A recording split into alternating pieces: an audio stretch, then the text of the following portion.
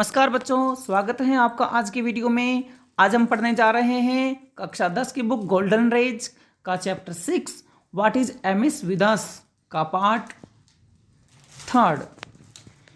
इसमें हम पढ़ने जा रहे हैं, पहला पार्ट है इसमें क्लीनलीनेस का। तो क्या है देखिए, क्लीनलीनेस का मतलब होता है स्वच्छता। Cleanliness is next to godliness. स्वच्छता बढ़कर है गॉडलीनेस से, भक्ति से। कि साफ सफाई है वो पूजा पाठ से भी बढ़कर है, भक्ति से भी बढ़कर है, ईश्वरत्व से भी बढ़कर है। That seems to remain an obsolete adage now. This that seems, यह दिखाई देता, प्रतीत होता है, टू रिमेन रह जाना, एन ऑब्सलीट अप्रचलित एडेज कहावत नाउ अब, कि यह एक अप्रचलित सी कहावत रह गई है। कि मतलब एक कहावत थी, कोई समय एक कहावत चला करती थी कि cleanliness is next to godliness, कि स्वच्छता भक्ति से भी बढ़कर है। लेकिन यही बात आजकल एक अप्रचलित कहावत बनकर रह गई है। We are so used to uncleanliness that it does not seem to affect our senses. Leave aside annoying us. We are so used to, कि आज हम इतने अभ्यस्त हो गए हैं, इतने आदी हो गए हैं अनक्लीनलीनेस, अस्वच्छता के, कि गंदगी के, कि आज हम अस्वच्छता के इतने अभ्यस्त हो चुके हैं कि it does not seem to affect our senses, कि यह हमें परेशान करती नजर ही नहीं आती है। लीव असाइड अनोइंग अस, हमें नाराजगी करना दूर। अर्थात यूं कह सकते हैं कि हमारी इंद्रियों को प्रभावित करना तो दूर, हमें नाराज तक नहीं करती है। या यूं कह सकते हैं कि हमें नाराज करना तो दूर, हमारी इंद्रियों को भी प्रभावित नहीं करती है।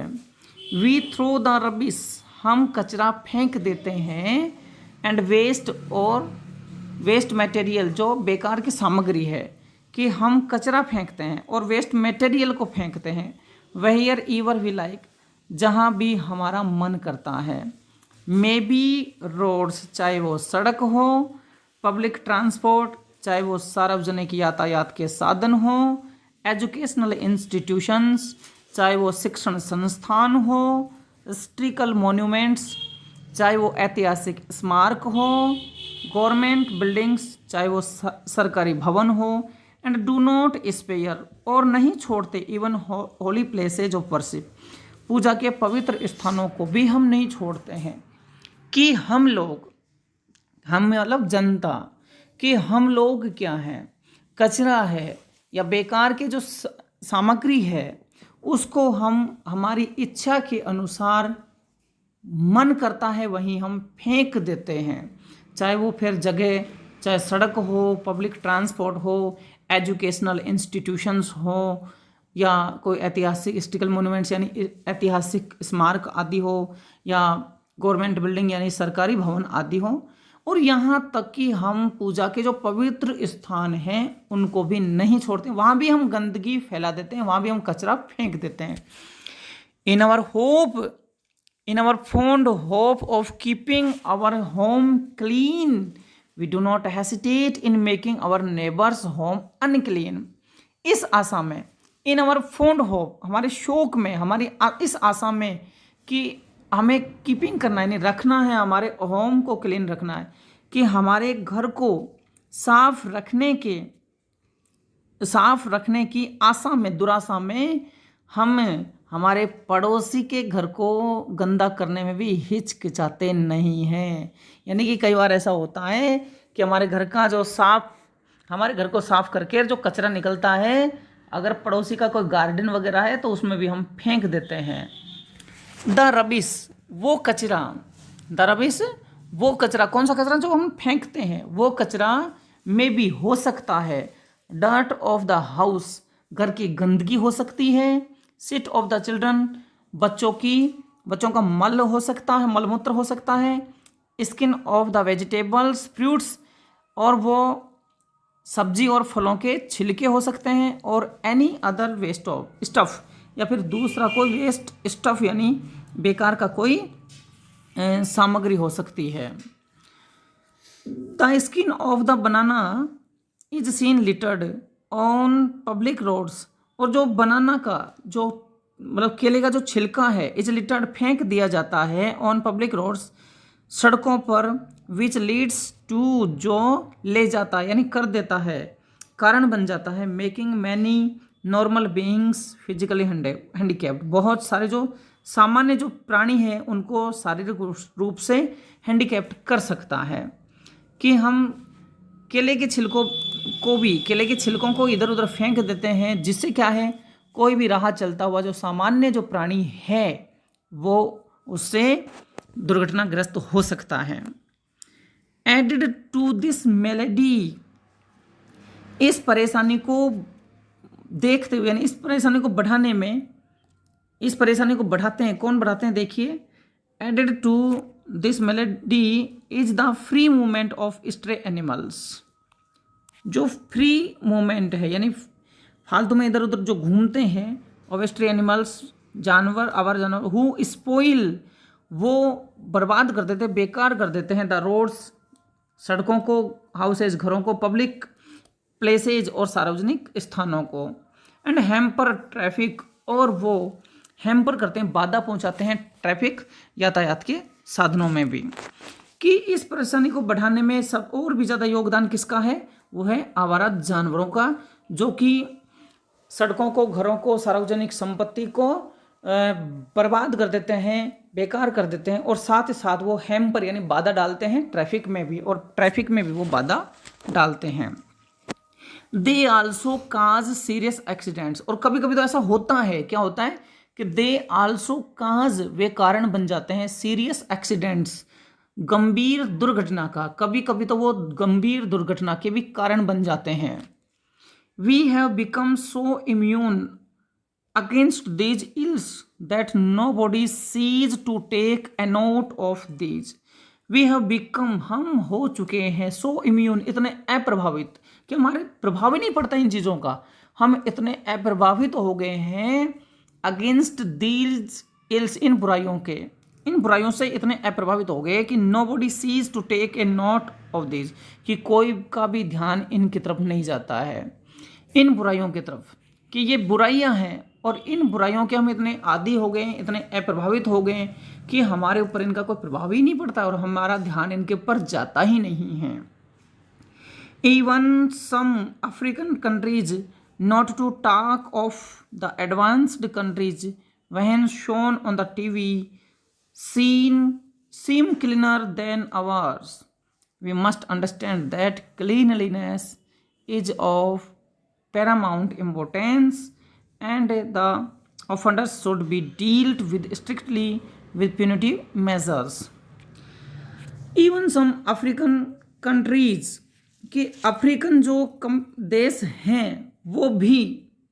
Not to talk of the advanced countries, कि हम विकसित देशों की बात नहीं कर रहे हैं, विकसित देशों की तो बात छोड़ दीजिए, और हम बात करें अफ्रीकी देशों की, कि अफ्रीकी जो देश हैं वो, when shown on the TV, जब उनको टीवी पर दिखाया जाता है तो सीम, वो दिखाई देते हैं, क्लीनर देन आवर्स, हमसे बहुत ज़्यादा। कि विकसित देशों की बात नहीं कर रहे, विकसित देशों की बात छोड़ दीजिए, हम तो अफ्रीकी देशों की बात कर रहे हैं, जब उनको टीवी पर दिखाया जाता है तो वो हमसे बहुत ज़्यादा साफ सुथरे नज़र आते हैं। तब हमें समझ जाना चाहिए, वी मस्ट अंडरस्टैंड, तब भी हमें समझ जाना चाहिए दैट की cleanliness is of Paramount importance, कि जो साफ सफाई है वो सबसे ज़्यादा महत्वपूर्ण चीज़ है। एंड द ऑफेंडर्स, और जो ऑफेंडर्स हैं, अपराधी हैं, जो गंदगी फैलाने वाले लोग हैं, शुड बी डील्ट विद, उनके साथ होना चाहिए स्ट्रिक्टली, कठोरता से, प्यूनिटिव मेजर्स, कोई दंडात्मक कार्यवाही होनी चाहिए, कि जो लोग गंदगी फैलाने वाले हैं उनके साथ में दंडात्मक कार्यवाही की जानी चाहिए। अगला है धरना, बंद, रेल रोको, क्या होता है कि छोटी छोटी जो बातें होती हैं, कोई भी विवाद वगैरह होता है तो हम सुलझाने के लिए सीधे रेल की पटरियों को उखाड़ने के लिए चले जाते हैं या कोई धरना देने के लिए चले जाते हैं। तो ये भी क्या है, धरना देने से क्या होता है, इससे आम जनता को ही सबसे ज़्यादा मतलब नुकसान होता है, सबसे ज़्यादा बाधा, सबसे ज़्यादा परेशानी आम जनता को होती है। लेकिन हमारा तो सबसे सरल उपाय यही है कि हमें तो हमारी बात को मनवाने का जो तरीका है वो यही है। तो देखो क्या है, the easiest way to give vent to our protest is to stage a dharna और कॉल फॉर ए बंद और a rail roko demonstration. The easiest way, सबसे आसान तरीका, टू गिव वेंट, भड़ास निकालने का, कि भड़ास निकालने का सबसे बड़ा जो तरीका है, सबसे अच्छा जो तरीका है वो क्या है, टू आवर प्रोटेस्ट, हमारे प्रदर्शन मतलब हमारे विरोध को, कि हमारे विरोध को दिखाने का सबसे अच्छा जो तरीका है वो है इज टू स्टेज ए धरना, एक धरना देना, कॉल फॉर ए बंद, या बंद का आह्वान करना। यानी कोई बात हो जाती है तो कहते भारत बंद, आज भारत बंद है, तो ऐसे या और ये रेल रोको डेमोन्स्ट्रेशन, या रेल रोकने का प्रदर्शन है, ये करते हैं, रेल रोको प्रदर्शन करना है कि कोई भी विरोध हो गया तो उस विरोध को प्रकट करने का सबसे आसान तरीका यही है कि क्या तो बंद करो या फिर प्रदर्शन धरना लगाओ या फिर रेल रोको वगैरह वगैरह। The agitators make the most out of such shows, और जो आंदोलनकारी जो लोग हैं मेक करते हैं most out of such shows, ऐसे ही प्रदर्शन करते हैं। जो आंदोलनकारी जो लोग हैं अधिकांश लोग वो ऐसे ही करते हैं। These devices besides causing inconvenience may sometimes irreparable damage to individuals cause immense loss to the nation। और ये जो these डिवाइसेज, ये जो तरीके हैं, डिवाइसेज तरीके मतलब अपने विरोध को प्रकट करने के तरीके, ये जो तरीके हैं बिसाइड्स कॉजिंग इनकॉन्वीनियंस, कि ना केवल असुविधा के कारण बनते हैं, मतलब असुविधा तो करते ही करते हैं, बल्कि ने समटाइम्स इररिपेरेबल डैमेज, कभी कभी ये इररिपेरेबल डैमेज कर देते हैं, कि ऐसे नुकसान कर देते हैं जिनका पूरा मतलब हो ही नहीं पता, यानी इसको हिंदी में कहें तो अपूरणीय क्षति कर देते हैं टू इंडिविजुअल्स, आदमी के लिए। कॉज इमेंस लॉस, भारी भरकम नुकसान होता है टू द नेशन, राष्ट्र को, और इनसे राष्ट्र को भी भारी भरकम नुकसान होता है। Imagine someone is seriously sick, another has an inescapable appointment and still another has no provisions at home. मान लीजिए, कई बार देखो इनसे बता रहे हैं कि मान लीजिए कि कोई आदमी गंभीर रूप से बीमार है, या अनदर दूसरा आदमी है जो इनएस्केपेबल अपॉइंटमेंट, बहुत ही जरूरी यानी अनिवार्य कोई मीटिंग है, या किसी के घर पर प्रोविजन यानी खाद्य सामग्री नहीं है, मान लीजिए ऐसा है। हु बोदर्स, कौन परवाह करता है, हु बोदर्स, कौन परवाह करता है फॉर अदर्स लेजिटिमेट नीड्स, दूसरों की न्यायोचित आवश्यकताओं की, मतलब ये चीज़ तो आवश्यकता है ना। जैसे मान लो कोई सीरियसली इल है, बीमार है, उसको तो हॉस्पिटल जाना ही है, लेकिन मान लो रेल रोको है या जैसे बंद है, रास्ता बंद है, तो वो कैसे जाएगा। तो लेकिन इनकी जो लेजिटिमेट जो आवश्यकताएं हैं उनकी परवाह कौन करता है। One remain wonderstruck to see that sometimes such bans are sponsored even by responsible people. हर कोई यानी वन या हर कोई है कि हर कोई रह जाता है वंडर, आश्चर्यचकित, स्ट्रक टू सी, सब कोई भौचक्का रह जाता है ये देखकर कि समटाइम्स सच बंद, कि कभी कभी ऐसे जो बंद हैं आर स्पॉन्सर्ड, करवाए जाते हैं, इवन बाय रेस्पॉन्सिबल पीपल, जिम्मेदार लोगों के द्वारा ही, कि हर कोई आश्चर्यचकित हो जाएगा इस बात को देखकर कि ऐसे जो बंद वगैरह है जिम्मेदार लोगों के द्वारा किए जाते हैं, occasionally these demonstrations become violent, causing further loss to the nation property and human life. और कभी कभी तो occasionally, कभी कभार तो क्या होता है कि these demonstration, ये जो प्रदर्शन हैं, become violent, हिंसक हो जाते हैं, जो कि causing further loss, और भी ज़्यादा हानि होती है to the national property, राष्ट्रीय संपत्ति के लिए, एंड ह्यूमन लाइफ, और मानव जीवन के लिए। और कभी कभी क्या होता है कि ये जो प्रदर्शन हैं, ये प्रदर्शन कभी कभी बहुत ही ज़्यादा हिंसक हो जाते हैं, जिनसे राष्ट्र को और मानव जीवन को बहुत ज़्यादा क्षति पहुंचती है।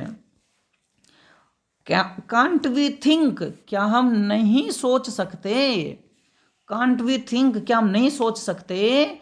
ऑफ के बारे में, a suitable device for expressing our protest without causing inconvenience to others and loss to the nation, कि क्या हमारे दिमाग में कोई दूसरी युक्ति नहीं आती है, can't we think of a suitable device, कि क्या हम दूसरे तरीके के बारे में नहीं सोच सकते, फॉर एक्सप्रेसिंग, व्यक्त करने के लिए, आवर प्रोटेस्ट, हमारे विरोध का, विदाउट कॉजिंग, बिना कारण बने, इनकन्वीनियंस, असुविधा का, टू अदर्स, दूसरों को, and loss to the nation, और राष्ट्र को हानि भी ना हो, कि हमें हमारा विरोध प्रकट करना है, वो तो करना है, लेकिन इसका तरीका दूसरा हो सकता है कि जिससे ना तो किसी को असुविधा हो और ना ही राष्ट्र को नुकसान हो। इन जापान में the workers of a shoe factory wanted to demonstrate their protest. Japan में क्या हुआ कि जो वर्कर्स थे, कर्मचारी थे ऑफ ए शू फैक्ट्री, जूते बनाने वाली फैक्ट्री के, कि जूते बनाने वाली फैक्ट्री के जो वर्कर्स थे वो वांटेड टू डेमोन्स्ट्रेट, चाहते थे प्रकट करना, देयर प्रोटेस्ट, अपना विरोध। They made shoes of different size of right foot only, तो उन्होंने क्या कर दिया, उस विरोध को दर्शाने के लिए उन्होंने बना दिए शूज, जूते ऑफ डिफरेंट साइज, अलग अलग आकार के, ऑफ राइट फुट ओनली, केवल दाएं पैर के जूते बना दिए, कि वो जो जूते बनाने वाले जो कर्मचारी थे वो अपना विरोध प्रकट करना चाहते थे, कोई विवाद हो गया होगा, तो उसको दर्शाने के लिए, विरोध को दर्शाने के लिए उन्होंने क्या किया कि जोड़ा बनाने की बजाय उन्होंने केवल एक ही पैर के जूते बना दिए। When the dispute was settled, और जब विवाद हल हो गया तो they made shoes of left foot 10 completing pairs, तब उन्होंने बाएं पैर के भी जूते बना दिए। इस प्रकार से कंप्लीटिंग पेयर्स, जोड़े बन गए। तो मतलब क्या था, विरोध भी प्रकट हो गया और काम भी नहीं रुका, राष्ट्र को नुकसान भी नहीं हुआ, मालिक को नुकसान भी नहीं हुआ और वर्कर्स को नुकसान भी नहीं हुआ। तो बिना कोई नुकसान किए हुए उन्होंने अपना विरोध प्रकट कर दिया और उसकी पूर्ति भी हो गई। It caused inconvenience to none, इससे किसी को भी असुविधा नहीं हुई। एंड द इनिशियल लॉस, और जो पहले हानि हुई थी टू द ओनर्स, मालिक की, was made good a little letter, वो भी ठीक हो गई थोड़ी देर बाद में, थोड़े समय बाद में। कि जो पहले नुकसान हुआ था, जैसे राइट पैर के बनाए और लेफ्ट के नहीं बनाए तो जोड़े नहीं बने, तो बाद में जो प्रारंभिक जो हानि थी वो भी पूरी हो गई। अल्टरनेटली द प्रोटेस्टर्स में follow the path of Satyagraha and hunger strikes shown by Mahatma Gandhi, as they would then put only themselves to inconvenience for their cause। कि अल्टरनेटली, वैकल्पिक तौर से, यानी विकल्प हैं इनके, कि वैकल्पिक तौर से जो आंदोलनकारी हैं, प्रोटेस्टर्स हैं, उन्हें वो में फॉलो कर सकते हैं, अनुसरण कर सकते हैं, द पाथ ऑफ सत्याग्रह, सत्याग्रह के रास्ते का, एंड हंगर स्ट्राइक, भूख हड़ताल का, जो कि शोन बाय महात्मा गांधी द्वारा दिखाई गई थी। They would then put only themselves to inconvenience for their cause, जिससे वो अपने आप को ही असुविधा दे पाएंगे, बाकी दूसरों के लिए किसी भी प्रकार की असुविधा नहीं होगी। ऑल दीज माइनर इश्यूज, ये छोटी छोटी जो बातें हैं, आर ऑफ मेजर सिग्निफिकेंस, ये बहुत ही बड़े महत्व की हैं, हैं तो ये छोटी छोटी बातें, लेकिन ये बातें बहुत बड़े महत्व की हैं। If things like these are set right, अगर ऐसी ऐसी बातें सही हो जाती हैं तो प्रोग्रेस, उन्नति, प्रोस्पेरिटी, समृद्धि एंड प्लेजर और आनंद will knock at our doors, ये हमारे दरवाज़ा खटखटाएंगे। तो अगर ये छोटी छोटी बातों पर ध्यान दिया जाए, अगर ये छोटी छोटी बातें सही हो जाएं तो उन्नति, समृद्धि और आनंद हमारे दरवाजे खटखटाएंगे। तो ये बच्चों आपका पाठ पूरा हुआ, और अगले भाग में हम इसके क्वेश्चन आंसर करेंगे। तब तक के लिए बहुत बहुत धन्यवाद।